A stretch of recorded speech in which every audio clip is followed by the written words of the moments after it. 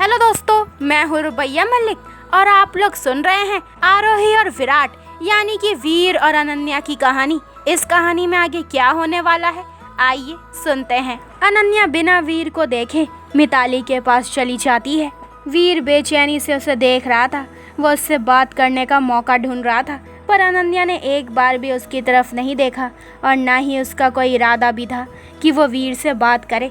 धीरे धीरे हल्दी की रस्म शुरू हो गई थी। सभी ने मिताली और विक्की को हल्दी लगा दी थी। हल्दी लगाने के बाद अब सभी हल्दी से होली खेलने लगे। नेहा ने हल्दी ली और अनन्या को लगाने के लिए उसके पीछे दौड़ी। दौड़ते दौड़ते अनन्या बाहर बगीचे में आ गई।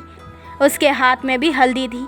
नेहा अनन्या के पास पहुंची और उसे हल्दी लगाने के लिए जैसे ही हाथ बढ़ाया, अनन्या वहां से जल्दी से हट गई और हल्दी रेहान के गालों पर लग गई। नेहा ने जब सामने रेहान को देखा तो वह शर्मा गई और वहां से जाने लगी, पर रेहान ने उसका हाथ पकड़ लिया और बोला, अरे इतनी जल्दी भी क्या है, अभी मैंने तो लगाई ही नहीं। तब तक अनन्या थाल भरकर हल्दी ले आई और मेहुल को देते हुए बोली, ये लो भाई और भाभी को जमकर लगाओ। आप दोनों अच्छे से हल्दी की होली खेलिए, अब आपको कोई डिस्टर्ब नहीं करेगा, मैं तो चली। ऐसे बोलते वक्त अनन्या खिलखिलाती हुई वहां से दौड़कर चली गई। दौड़ते हुए उसने पीछे देखा, उसका दुपट्टा एक तरफ को लटक रहा था। उसने दुपट्टा सही करने के लिए अपना एक हाथ सामने को करके ऊपर उठाया। उसका हाथ सामने से आ रहे वीर के गालों पर चला गया और अनन्या के हाथ की हल्दी उसके गाल पर लग गई। अनन्या की नज़र जब वीर पर गई तो वह घबरा गई और नज़रें चुराते हुए सॉरी बोलकर वहां से जाने लगी, पर वीर ने उसका हाथ पकड़ लिया और उसे एक साइड में लेकर गया जहां पर कोई भी नहीं था। वीर उसका हाथ पकड़कर कहता है, एक गाल पर तो तुमने लगा दी, अब दूसरे पर भी लगा दो। ऐसे बोलते हुए उसने उसके हाथ से अपने दूसरे गालों पर भी हल्दी लगा ली। अनन्या ने अपना हाथ छुड़ाया और वहां से जाने लगी, पर वीर ने उसका हाथ पकड़कर अपनी तरफ खींच लिया और उसे कमर से पकड़कर उसे अपने करीब करते हुए बोला, तुमने तो लगा दी, अब मेरे प्यार की हल्दी भी तो लगवा लो। उसके इतना बोलते ही अनन्या की धड़कनें तेज हो गई। उसने एक नज़र वीर को देखा, फिर अपनी नज़रें नीची कर ली। वीर ने उसका चेहरा ऊपर किया और अपने गाल से उसके गालों पर टच करके उसे भी हल्दी लगा दी। अनन्या की आंखें बंद हो गई। वीर उसके कान के पास आकर धीरे से कहता है, अब लगाना मेरे प्यार का रंग तुम्हारे गोरे गालों पर। अनन्या ने अटकते हुए कहा, वो पापा बुला रहे हैं। तो वीर उसे और करीब करके कहता है, कोई नहीं बुला रहा है, तुम्हारे कान बज रहे हैं, अभी तो हल्दी और लगानी बाकी है। अनन्या ने हैरानी से उसे देखा तो वीर ने मुस्कुराते हुए उसकी आंखों में देखा और उसके हाथ से हल्दी लेकर उसकी गर्दन पर लगा दी। अनन्या की आंखें एकदम से बंद हो गई। उसकी आंख से आंसू की कुछ बूंदें उसके गालों पर लुढ़क गई।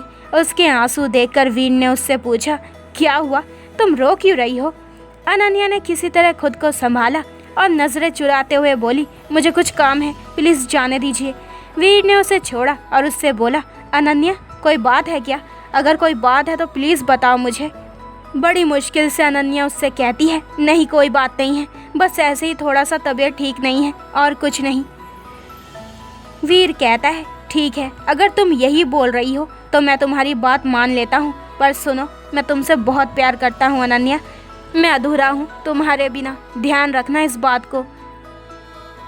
अनन्या फीका सा मुस्कुराती है और कहती है, हाँ, और वहाँ से चली गई। उसके जाने के बाद वीर खुद से ही कहता है, कुछ तो बात है जो तुम छुपा रही हो, पर मैं भी पता लगा के ही रहूँगा। वहीं अनन्या सबके बीच आ गई, पर उसका मन नहीं लग रहा था। वो बहाना लगाकर वहाँ से चली गई और घर आकर अपने रूम का दरवाज़ा बंद करके अपने आप से ही बोली, ये क्या कर रही है अनन्या? नहीं, तू ऐसे नहीं कर सकती, ये गलत है, तू वीर को धोखा नहीं दे सकती। वो तुझसे सच्चा प्यार करता है और तू उन्हें धोखा दे रही है। नहीं नहीं, मुझे दूर रहना होगा वीर से, अनन्या अपने आप से ही कहती जा रही थी। थोड़ी देर अपने आप से बात करने के बाद अनन्या नहाने चली गई। उसके सिर में दर्द होने लगा था। नहाने के बाद सिर दर्द की दवाई ली और सो गई। शाम को मेहंदी थी, इसलिए सभी तैयार होकर नीचे पहुंच गए। इस समय सभी ने ग्रीन कलर के कपड़े पहने हुए थे। मिताली ने ग्रीन लहंगा और अनन्या ने ग्रीन सूट जिसमें उसका रंग खिल रहा था। मिताली के हाथों में मेहंदी लग रही थी। सभी लेडीज मेहंदी लगवाने में व्यस्त थी। अनन्या को ये सब पसंद नहीं था, इसलिए वो सबसे अलग बैठी हुई थी। तभी उसकी माँ उसके पास आई और उसे मेहंदी लगवाने को बोलने लगी, पर अनन्या आनाकानी कर रही थी। काफ़ी जोर देने के बाद उसकी माँ ने आखिर मान ही लिया था, क्योंकि अगले दिन अनन्या और वीर के लिए सरप्राइज था, जिसे सभी जानते थे सिवाय वीर और अनन्या के। खैर, जैसे तैसे मेहंदी की रस्म पूरी हो गई। अब बारी आई लेडीज़ को खाना खिलाने की, क्योंकि सभी लेडीज़ के हाथों में मेहंदी लगी हुई थी। तो सभी जेंट्स अपनी अपनी वालियों के सामने खाना लाकर बैठ गए और उन्हें खिलाने लगे।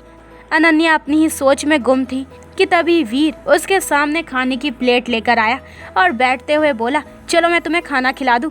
उसने एक टुकड़ा लिया और अनन्या के मुंह की तरफ बढ़ा दिया। अनन्या ने एक नज़र उसे देखा, फिर मुस्कुराते हुए अपना मुंह खोल दिया। वीर बड़े ही प्यार से उसे खाना खिला रहा था और अनन्या उसे देखते हुए खाए जा रही थी। अचानक ही अनन्या ने उसका हाथ रोक दिया। वीर ने सवालिया नज़रों से उसे देखा तो वो मुस्कुराते हुए बोली, सारा मुझे ही खिला दोगे तो खुद क्या खाओगे? उसकी बात सुनकर वीर मुस्कुरा दिया तो अनन्या बोली, मुस्कुराने को नहीं कहा, खाने को कहा है। उसकी बात सुनकर वीर ने भी खाना खा लिया। दोनों ही एक दूसरे के साथ एंजॉय कर रहे थे, सबसे बेखबर कि बाकी सब उन्हीं की तरफ देख रहे थे। जब खाना खिलाकर वीर हटा तो सबको वहां देखकर हैरान हो गया और शर्माकर दोनों ही अपनी नज़रें नीची कर लेते हैं। बाकी सभी उनकी इस हरकत पर हंस देते हैं। थोड़ी देर के कार्यक्रम के बाद सभी अपने अपने घर चले गए।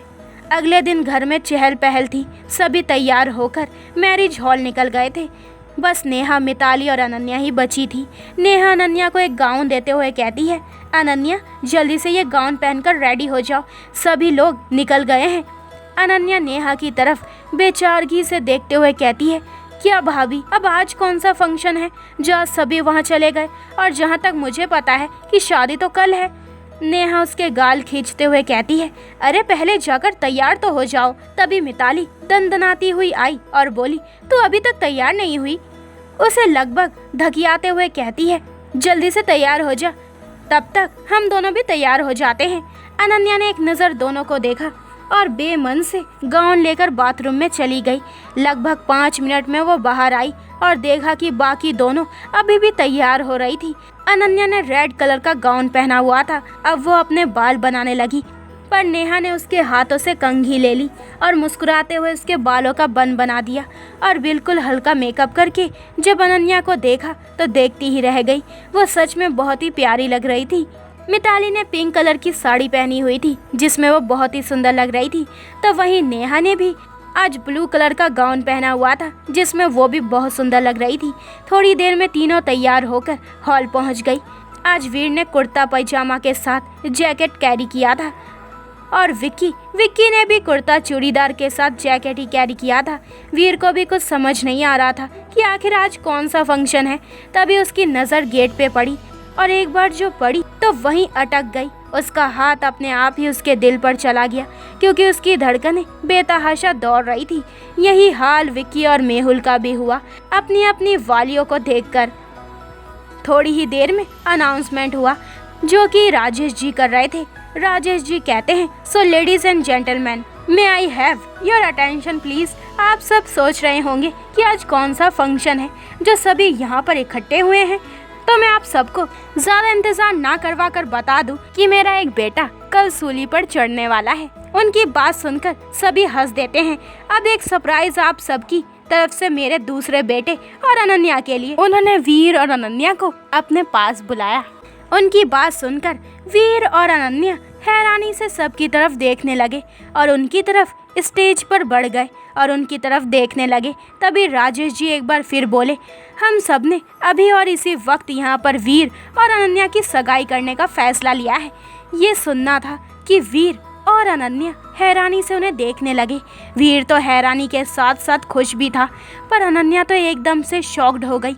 उसने एक नज़र सबको देखा जो खुश होकर तालियां बजा रहे थे। उन सबको खुश देखकर अनन्या के चेहरे पर भी मुस्कुराहट आ गई। तभी मिताली और नेहा स्टेज पर अंगूठियां लेकर आई और वीर और अनन्या के हाथों में पकड़ा दी। वीर ने एक नज़र अनन्या को देखा, फिर उसके हाथ को पकड़कर उसकी आंखों में देखते हुए रिंग फिंगर में अंगूठी पहना दी उसके बाद अनन्या ने भी उसे अंगूठी पहना दी। सभी खुश थे सिवाय अनन्या के। कहाँ वो इस रिश्ते को ख़त्म करना चाह रही थी और कहाँ सबने उसे इस बंधन में बांध दिया। खैर बाद का बाद में सोचेंगे, सोचकर अनन्या ने अपना ध्यान हटाया और सभी बड़ों का आशीर्वाद लिया। थोड़ी देर बाद सभी वहाँ बैठकर बातें करने लगे। बातें करते करते अचानक से वीर से मेहुल ने एक सवाल पूछा। अच्छा वीर, एक बात बताओ, तुमने लंदन में भी अपना अच्छा खासा नाम कमाया है, तुम्हें भी तो काफ़ी चुनौतियों का सामना करना पड़ा होगा ना इतना बड़ा मुकाम पाने के लिए। तो कभी तुम्हें डर नहीं लगा कि कहीं तुम्हारी मेहनत खराब ना हो जाए, मतलब कि कहीं कोई बिजनेस राइवल तुम्हारा कोई प्रोजेक्ट ना छीन ले? वीर कहता है, नहीं भाई, सच कहूँ तो मुझे डर नहीं लगा। मेरा मानना है कि अगर जीवन में कभी भी कोई चुनौती आए तो उनसे घबराना नहीं चाहिए और ना ही डरकर अपने कदम पीछे लेने चाहिए, क्योंकि लाइफ में कब क्या होगा इस पर हमारा कंट्रोल नहीं है, पर उस कंडीशन में हम कैसे रिएक्ट करते हैं इस पर हमारा पूरा कंट्रोल होता है। इसलिए मेरा ये मानना है जीवन की हर चुनौतियों का सामना मुस्कुराकर करना चाहिए। ये बात वीर ने अनन्या को देखकर बोली। उसकी बात सुनकर सभी इम्प्रेस हुए और अनन्या एक बार फिर सोच में पड़ गई। काफ़ी देर सोचने के बाद उसने अपने मन में कुछ फैसला लिया और मुस्कुरा दी। थोड़ी देर बात करने के बाद सभी ने खाना खाया और मिताली और अनन्या की फैमिली अपने घर चली गई। अगले दिन शादी की तैयारी करने लगे। तो दोस्तों, ये वाला एपिसोड यहीं पे ख़त्म होता है। अगले एपिसोड में जानेंगे कि इस कहानी में आगे क्या होने वाला है। आखिर अनन्या को कौन सी चीज़ परेशान किए जा रही है? क्या वो अपने और वीर के बंधन को ख़त्म कर देगी या फिर वीर अपने बंधन को टूटने से बचा लेगा? तो आगे के एपिसोड और भी इंटरेस्टिंग होने वाले हैं, तो मेरे चैनल को जल्दी से सब्सक्राइब करें ताकि आपको मेरे न्यू एपिसोड के नोटिफिकेशन सबसे पहले मिल जाए। लाइक शेयर करें और कमेंट्स करके मुझे ज़रूर बताएं कि आप लोगों को ये स्टोरी कैसी लग रही है। अपना ख्याल रखें। बाय दोस्तों।